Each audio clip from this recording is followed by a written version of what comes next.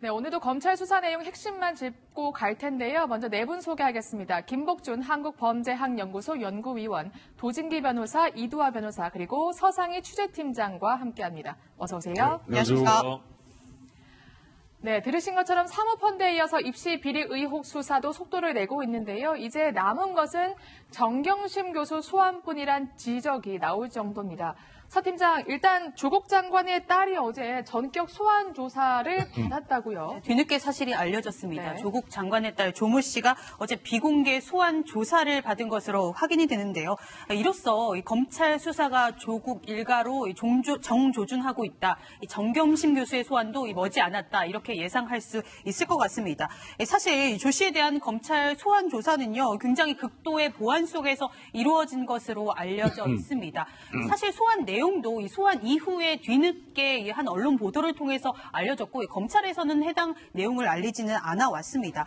검찰에서는요, 이 추석 전후로 이 소환 일정을 변호인과 조율한 것으로 보이는데, 이 시기 어떻게 소환을 하고 어떤 시점에 소환을 할지 이런 것들을 굉장히 이 부분에 대해서 조 씨를 굉장히 조 씨의 입장을 배려한 것으로 전해지고 있습니다. 아무래도 현직 법무부 장관의 딸이기 때문에 이런 부분에서도 검찰 입장에서도 적지 않게 조금 부담스러웠을 수 있다. 신중을 기했지만 검찰 수사는 글쎄요, 성역은 없기 때문에 예리하게 돌아갈 것으로 보입니다. 그렇군요. 일단 피의제 신분이 아니라 피고발인 신분입니다. 그럼에도 각종 사실관계를 확인했다고 알려져 있죠. 예, 이 딸과 관련된 거는 세 가지 아니겠습니까? 일단은 그 키스트에서 인턴으로 활동하면서 증명서 네. 발급받은 게 있는데, 그게 아마 어머니인 정 교수가 본인의 초등학교 동창인 그 키스트 교수한테 부탁을 해서 허위로 발급받은 걸로 이렇게 보이고요. 네. 그거는 이제 부산 의전원 자기 소개서에 네. 첨부됐던 기재가 거고요. 그 다음에 이제 동양대 총장 표창장 허위 발급 관련된 겁니다. 이거는 아마 이 정 교수를 사문서 위조 혐의로 검찰이 정식으로 기소까지 한 사안이죠. 네. 그 이외에는 이제 이 단국대학교 제1저자 논문 네. 있었지 않습니까? 이거는 이제 고려대학교 입학할 때 사용했던, 아마 목록에는 사용했던 게 나온 것 같습니다. 네. 그래서 이제 이 세 가지 부분에 대해서 이 조국 장관의 딸을 상대로 피고발인 신분으로 이제 불러서 조사를 한 것 같은데, 검찰에서 보는 눈은 그럴 겁니다. 그 당시에 고등학생이나 혹은 대학생 정도에 있었던 이 조국 장관의 딸이 혼자서 이거를 추진할 수 있었겠느냐, 이런 거를. 네. 이거는 결국은 배우의 엄마의 행위가 아니겠느냐, 이렇게 이제 보는 것 같습니다. 네. 방금 김 의원님이 말씀하신 대목이 저도 참 궁금하거든요. 물론 지금 의혹상에서 보면 분명히 정경심 교수가 주도했을 것으로 보이는데, 왜 정경심 교수를 부르기 전에 굳이 딸을 소환 조사했을까? 그것도 현직 법무부 장관의 딸이라는 부담감을 안고 말이죠. 예. 이제 우선은 네. 첫째로 본인이 이제 성년이 돼서 행사한 부분도 있기 때문에 그런 부분도 확인을 해야 되고요. 네. 두 번째는 정경심 교수를 부르기 전에 사실은 여러 사람을 불러서 여러 가지로 확인할 수밖에 없어요. 네. 지금 말씀하신 것처럼 그 직계 가족, 그 따님을 부를 때도 사실은 장관, 법무부 장관, 본인들의 인사권을 가진 사람의 따님을 부를 때도 부담을 좀 느끼는데, 네. 그 사모님, 부인을 부를 때는 얼마나 부담을 느끼겠어요. 근데 검찰 입장에서는 정경심 교수를 한번 부르면 어떤 걸 물어봐야 되냐면, 딸 그 입시 관련 의혹, 스펙 관련 의혹도 물어봐야 되죠. 부동산에 대해서도 또 물어봐야 되죠. 운동학원에도 잠깐 이사로 있었으니까 운동학원 관련해서도 물어봐야죠. 또 사모펀드는 여러 가지 지금 사실관계가 나오고 있잖아요. 그래서 사모펀드 관련해서도 물어봐야 되는데 그걸 막 여러 번 부를 수는 없잖아요. 네. 그러면 이제 한 번이나 두 번에 불러서 다 이 관련 문제를 다 해결하려면 그 전에 이와 관련된 다른 참고인, 공범, 그다음에 압수물 분석 이런 걸 다 해놓고 이제 딱 수사를 정리하는 상황에서 그 법무부 장관의 부인을 불러야지 네. 수시로 한 번 부르고 또 이제 우리가 좀 수사에 대해서 공부하고 이제 상황이 진척되고 나서 또 부르고 이럴 수가 없어서 그런 네. 거고요. 아까 제가 간략히 말씀드린 것처럼 따님과 관련해서 또 따님의 이제 단독 범죄는 아니겠지만 이제 단순히 종범이라고 보기는 어려운 게 부산의전원과 관련해서는 부산의전원에서 뭐 키스트라든가 아니면 그 동양대 표창장 이런 거를 이제 자료로 제출했잖아요. 근데 네. 그거를 행사했을 때는 따님이 그 서류를 만들어서 제출을 했을 때 이제는 성인이잖아요. 네. 성인이면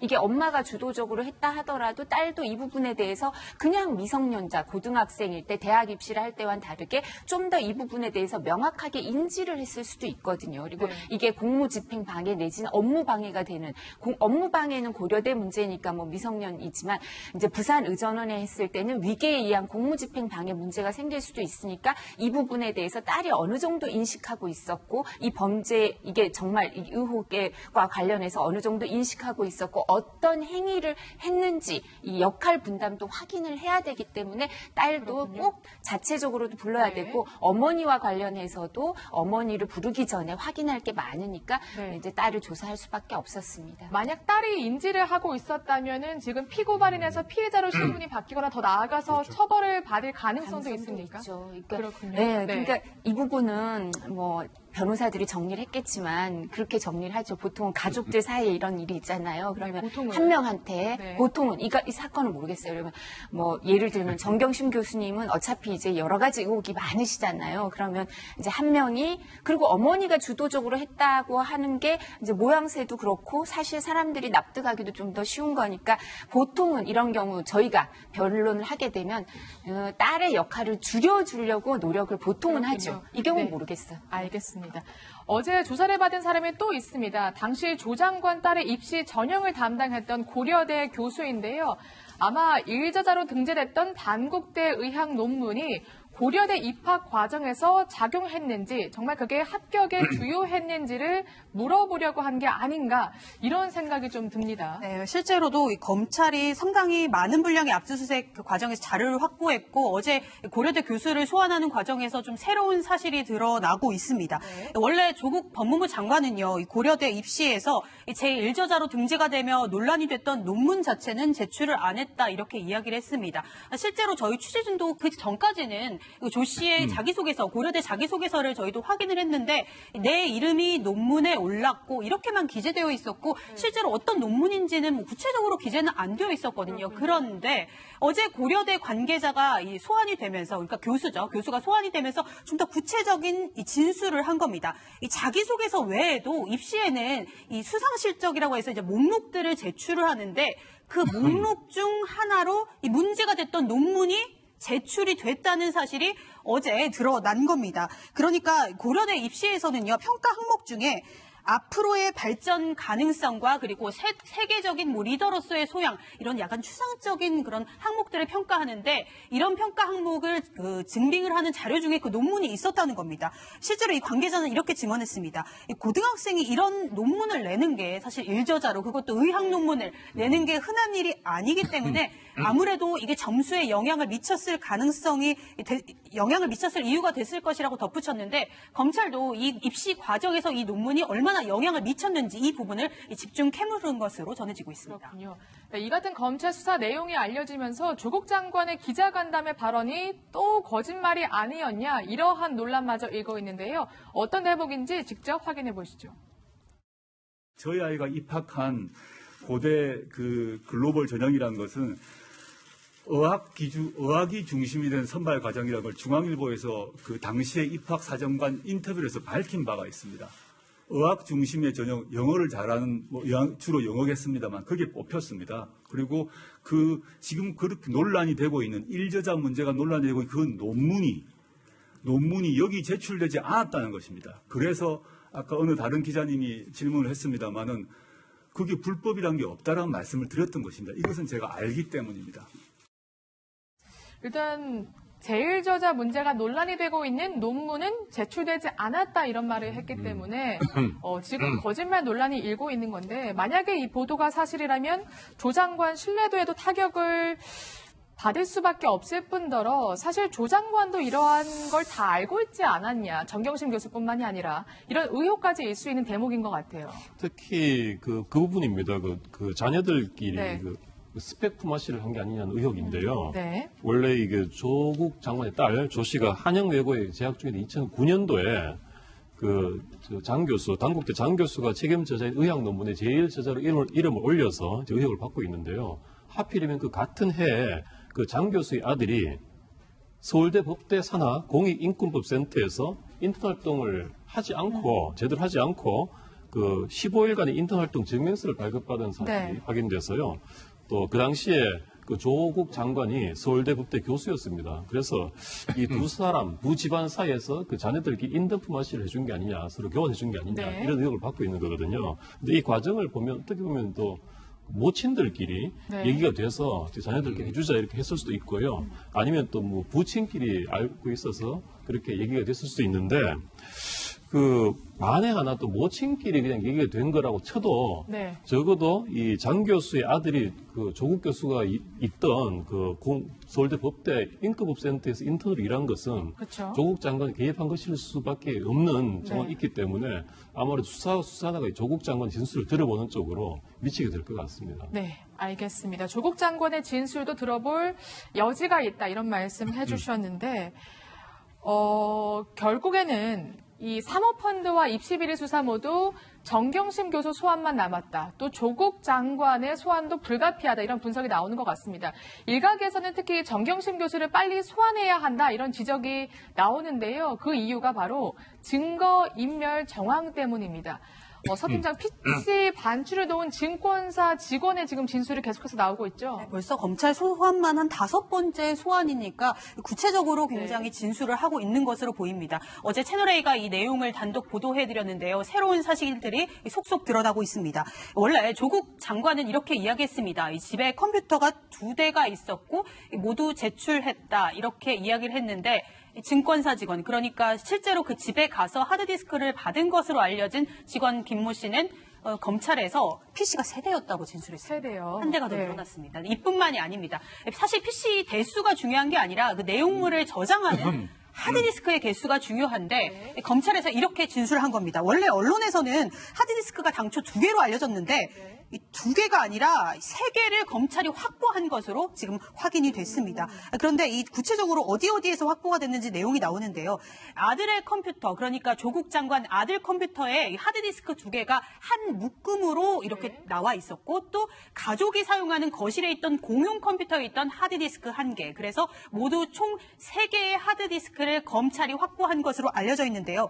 그런데 여기서 정경심 교수가 조금 수상한 정황이 발견됩니다. 당초에는 이 직원이 직접 자택에 가서 하드디스크를 뭔가 이렇게 교체한 것으로 알려졌는데 이 도착했을 때 이미 이 하드디스크가 이른바 뽁뽁이라고 하죠. 네. 에어캡에 포장이 되어 있는 상태였다고 합니다. 그러면서 이 3개의 하드디스크를 내어놓으면서 이 정경심 교수가 이걸 보관해놨다가 일이 마무리되면 돌려달라라고 했다고 이 증권사 직원 김 씨가 검찰에 진술한 겁니다.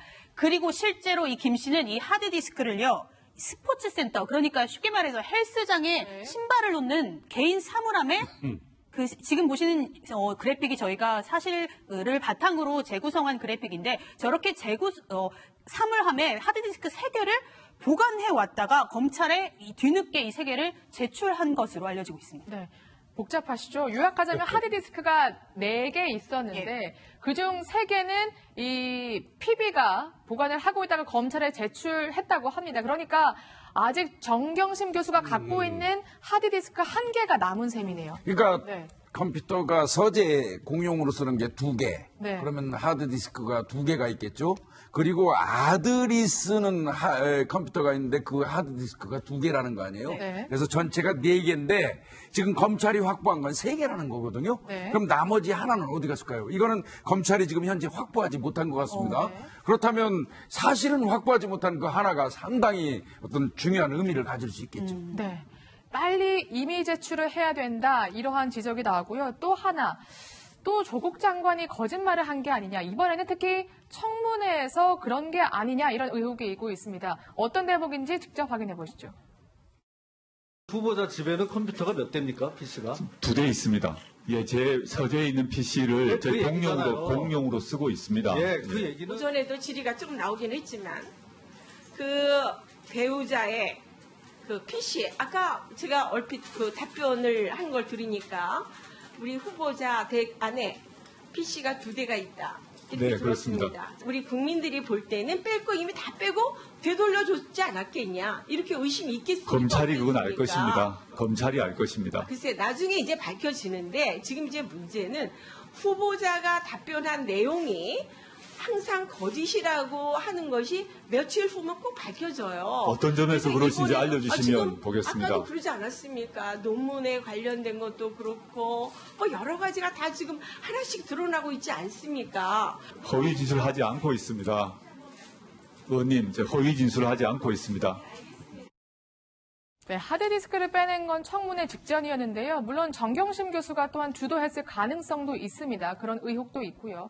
그런데 지금 증권사 직원의 얘기를 들어보면 조국 장관도 좀 알고 있었을 것이다. 이런 의혹을 뒷받침하는 진술을 했더라고요. 근데 사실 인사청문회에서 본인이 그 후보자 본인이 거짓말을 한 건 저희가 처벌을 할 수 없어요. 증인은 선서를 해서 증인에 대해서는 따로 규정이 있지만 이제 후보자 본인에 대해서는 청문회에서 혹시 거짓말을 했다 하더라도 처벌은 못하지만 거짓말한 게 드러나서 낙마한 사례는 있어요. 예를 들면 김태호 전 국무총리의 경우에도 뭐 누구를 만난 사실이 있는데 그 부분을 거짓말을 했다가 사진으로 확인돼서 낙마를 하고 이랬었는데요. 근데 지금 이제 여러 그 청문위원들이 물었을 때 PC가 2대라고 계속 얘기를 하셨는데 사실 이것과 관련해서 증거인멸 혐의로 조사를 받은 그 증권회사의 직원은 PC가 3대라고 분명히 얘기를 네. 하거든요. 근데 이거는 이렇게 헷갈릴 수 있는 게 아니잖아요. 컴퓨터가 2대인지 3대인지는. 그렇죠. 그러니까 이런 부분에 있어서 한번 누구 말이 맞는지가 정말 확인이 된다면 이제 한 번 말이 흔들리기 시작하면 그 사람 전체의 신뢰도가 흔들릴 가능성이 있거든요. 그래서 이 부분이 누구 말이 맞는지 이제 객관적 사실이니까 확인을 네. 할 텐데 아마 그 조국 장관 따님을 불렀을 때도 이런 것도 물어봤을 거예요. 그럴 수 있겠네요. 네. 그러니까 이거는 아주 단순한 사실이고 또 확인이 가능하고 또 이제 따님도 거짓말을 하는지 안 하는지 이런 부분도 네. 확인하기 위해서 물어봤을 거고 부인도 보면 물을 거고 또 이웃 주변 사람들 중에 집을 드나드는데 참고인으로 올 수 있는 사람들한테도 물어봐서 확인이 될 테니까요. 그러니까 이런 부분도 확인이 될 거고 그러니까 사실은 저희는 저런 부분은 컴퓨터 2대, 3대 갖고는 거짓말을 한다고 생각을 잘 안 하니까 네. 이게 이제 혹시 흔들리면 타격이 클 수밖에 없는데요.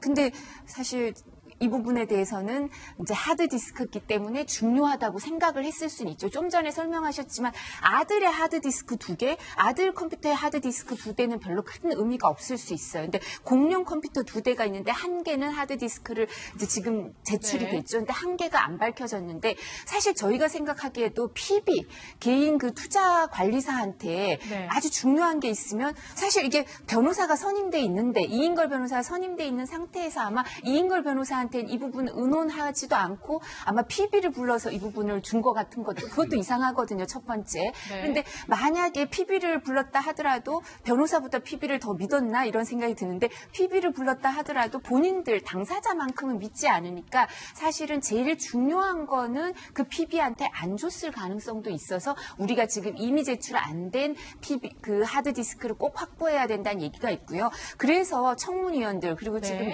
야당의 국회의원들이 계속 조국 장관의 자택을 압수수색해야 되는 거 아니냐. 네. 정경심 교수가 있으니까. 그리고 휴대폰도 뭐 압수수색을 해라. 뭐 이런 얘기가 계속 나올 수밖에 없는 상황인 것 같습니다. 네, 이러한 내용이 나오는 이유가 바로 또 이 대목 때문이기도 합니다. 정경심 교수가 동양대 총장에게도 압박성 발언과 연락을 했던 그런 의혹이 있었죠. 그런데 이번에 증권사 직원에게도 이러한 말들을 했다고 합니다. 지금 텔레그램 대화 내용을 제가 재구성한 건데요. 내가 왜 이러냐? 어떻게 너가 나한테 이럴 수 있냐? 이런 말을 했다고 합니다. 그리고 텔레그램 메시지가 계속됐다고 하는데요. 또 배신감을 토로한 진술들이 대부분이었다고 합니다. 그렇기 때문에 정경심 교수를 더욱더 빨리 조사해야 한다. 이러한 지금 요구가 빗발치고 있는 건데 어쨌든 차분하게 검찰 수사를 계속해서 지켜보겠습니다.